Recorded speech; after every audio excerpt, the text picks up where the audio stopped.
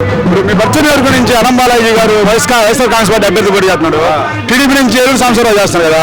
ఇప్పుడు వాళ్ళిద్దరిలో ఈసారి ఎవరు గెలుస్తారంట? అనం బాలాజీ గెలుస్తాడు.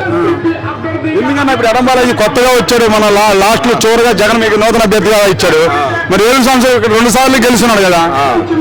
జగన్ చేసిన మంచి పనుల వల్ల అనం బాలాజీ గెలుస్తాడు. జగన్ గారు మంచి పనులు చేశాడు.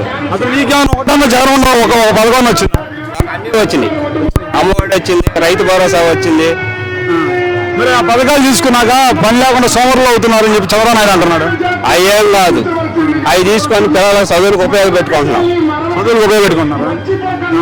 ఇప్పుడు జగన్ గంట ఎక్కువ ఇస్తా ఉన్నాడు అన్న, ఇంకా పథకాలు చాలా ఇస్తా అన్నాడు చంద్రబాబు నాయుడు. ఆ మాటలని ఎవరు నమ్మట్లేదు, ఎవరు నమ్మట్లేదు ఆ మాటలండి. ఒకసారి నమ్మండి అన్నాడు అన్న. నమ్మే స్థితి లేదు ఎవడు. 14 సంవత్సరాలు నమ్మి సాలిపోయింది జనానికి. సాలిపోయిందంట. సాలిపోయింది. ఎందుకన్నా ఇప్పుడు ఈ మిల్లల్లో ఆడవాళ్ళకి ఫ్రీ బస్సులు ఇస్తా అంటున్నాడు, అన్నఒడి 2 సిలిండర్లు ఇస్తా అన్నాడు చంద్రబాబు నాయుడు. మరి అవన్నీ ఇచ్చేవి కాదు. మోడీ ఏం నమ్మట్లా, ఇంక మేమే నమ్ముతాము. మోడీ నమ్మట్లేదు. మోడీ ఏం నమ్మట్లా, ఇంక మేమే నమ్ముతాం. ఎందుకు నమ్మట్లేదు మోడీ అని ఈ పథకాలన్నీ పెట్టినా గానీ ఈ మనం నెరవేర్చేవి కాదు అని చెప్పేసి మోడీ నమ్మట్లా.